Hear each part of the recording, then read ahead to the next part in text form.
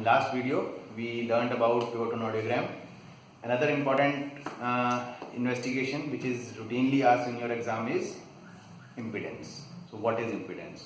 Impedance is basically resistance to anything.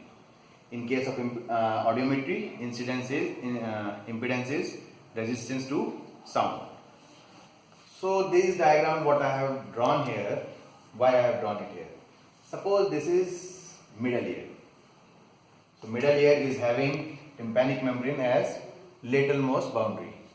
So how is our tympanic membrane? It is tri-layered structure. One is epithelium, one is endothelium, and middle one is fibrous layer. So this tympanic membrane, this provides some resistance to sound. So if I bombard some sound over this tympanic membrane, this will give some resistance to that sound. That resistance is measured in impedance. So my three important points, what you should understand is, first is this. Suppose I remove the middle fibrous layer and my tympanic membrane is made up of only two layers. So which one of this will impart more resistance? Obviously the one which is with fibrous layer. Fibrous is three-layered structure, three persons will have more strength than two persons. So fibrous layer, yani normal tympanic membrane, will always have more resistance than a bilayered tympanic membrane or mono-layered tympanic membrane. This is first situation.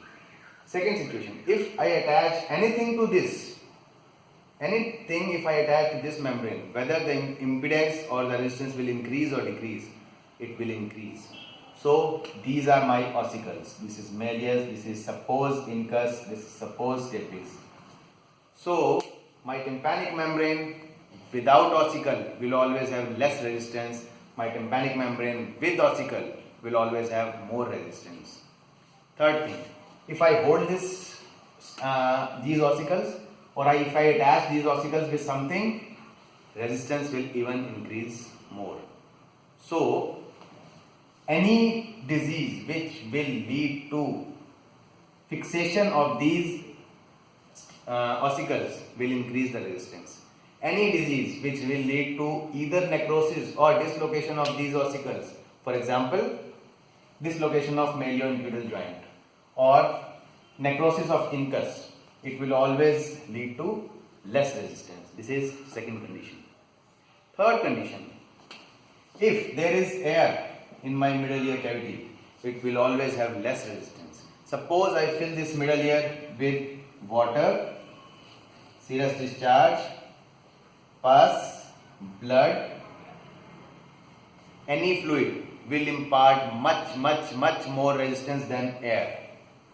And if I take this condition as otherwise, suppose there is vacuum in middle ear, this will impart much more resistance than when the pressure is normal on both sides. So you should always remember, presence of negative pressure, presence of fluid will always increase the resistance. Presence of incus is having some resistance. If I remove these ossicles, that will lead to lesser resistance. Fixation of ossicles like otosclerosis, congenital fixation of malleus, congenital fixation of incus, or arthritis of any of these joints will increase the resistance.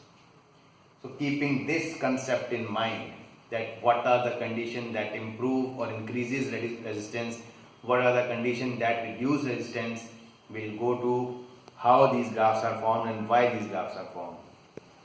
What do we do in impedance? Suppose this is external ear, this is tympanic membrane. We fit a probe. The probe should always be snugly fitting so that there should be no leakage of air pressure. Now there are three channels. One is to increase or to decrease pressure, other is mic, third one is speaker. Speaker imparts some sound over the tympanic membrane. Sound goes back and is sensed by mic. the vacuum pressure, we increase or decrease pressure on this side of tympanic membrane. So what happens in a normal tympanic membrane? This is a normal tympanic membrane. When I start increasing pressure over one side of normal tympanic membrane, the membrane goes into tension. That tension reduces, increases the resistance of tympanic membrane. So suppose this was normal. The moment I started increasing pressure, the resistance started increasing and the impedance started decreasing at a point when it becomes saturated.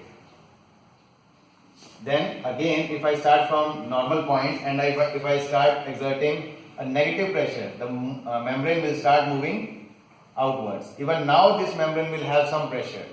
Again the impedance will start reducing. So this is a normal tympanic membrane. This we call, suppose 1. We have given 1 as the numerical value to this. So normal tympanic membrane, if I increase pressure or if I decrease pressure, in both cases the resistance to tympanic membrane is increasing and impedance is coming down. Now we take second case. Second case is ossicular fixation. For example, autosclerosis. What happens in autosclerosis? Membrane is same, pressure are normal both sides, but ossicles are getting attached somewhere. If ossicles are getting attached, the resistance has increased. So when we plot, the resistance has increased, impedance has come down. But tympanic membrane will follow same properties. Whether I increase pressure or I decrease pressure, the resistance will come down. So both on decreasing pressure and increasing pressure, the graph will be same as in normal tympanic membrane. The only thing is always the value will be lower than a normal tympanic membrane. This is AS type of graph. Coming on to third condition, ossicular discontinuity or ossicular necrosis. Ossicles are not there, or if at all they are there, they have been discontinued. The resistance of the tympanic membrane has decreased. Resistance has decreased. So impedance will increase. It will increase to a pressure that sometimes our graph shows it as open-ended graph. But otherwise, the membrane is normal. There is no pressure difference on both sides of membrane. So it will follow same property as a normal tympanic membrane. The only difference will be all the readings will be above normal tympanic membrane. This is known as a D type of graph. Two more conditions which we always should know. One is Eustachian tube dysfunction.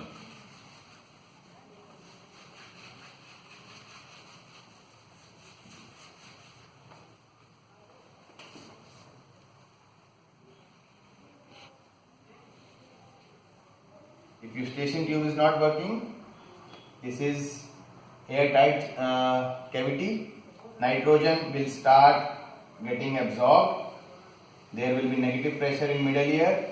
The tympanic membrane, which was like this, will now start getting into under tension.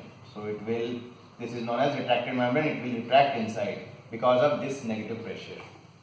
Now if we apply same rules, suppose I give positive pressure. The membrane is already in tension. Because of my positive pressure, further it goes to tension. So suppose I take reading of this retracted membrane, it will come much lower as we saw in AS. Now I started increasing pressure, membrane even goes under more tension, resistance even increases more, so this will come down. But what happens when I give negative pressure? The moment I give negative pressure, this membrane start coming back to its normal position. The tension was removed somewhat by my negative pressure. So from here, somewhat resistance will increase, impedance will increase. I give further negative pressure, the membrane comes to back to normal position. At this position, there is no ossicular discontinuity, there is no ossicular fixation. Pressure has become normal on both the sides. So this further increases and this increases up to a level of normal tympanic membrane. Further I am giving negative pressure. Now the membrane start moving outside. Again the membrane is coming under tension. So impedance starts decreasing again. Further negative pressure, further tension, further decrease. This is known as C type of graph. The only condition now remaining is serous otitis media or hemotympanum. In case of serous otitis media, what happens is the membrane is under tension and because of negative pressure, fluids start coming in and fill the cavity with fluid. This membrane follows same principle as eustachian tube dysfunction. The only difference is this thick fluid is there in middle here which doesn't let this tympanic membrane move. So graph will be same. The only thing, everywhere the reading will be lower than C type of graph. So this is B type of graph. Now question comes, impedance was done and impedance shows flat tympanogram with bulge or with, so this is basically B type of graph. Okay, and this is seen in serous otitis media or hemotympanum. So these are basically 5 types of graph we should always know. Normal tympanic membrane, A type of graph. Any ossicular fixation or tympanosclerosis will give AS type of graph. It is not specific for autosclerosis. Any ossicular fixation, congenital fixation of handle of malleus, congenital fixation of malleus, congenital fixation of incus, arthritis of joints, tympanosclerosis, myringosclerosis, all of these will give AS type of graph. Any type of dislocation or ossicular necrosis or monolayer tympanic membrane, dimeric tympanic membrane will give AD type of graph. Eustachian tube dysfunction means retracted tympanic membrane will give C type of graph. Any fluid in middle ear will give B type of graph. Other thing to be understood is that perforation in a tympanic membrane gives a flat audiogram, but this flat audiogram will not show this peak. So if suppose peak is mentioned, that flat audiogram with a peak is seen, that is B type of tympanogram. If only flat tympanogram is mentioned, that it is for perforation. Thank you.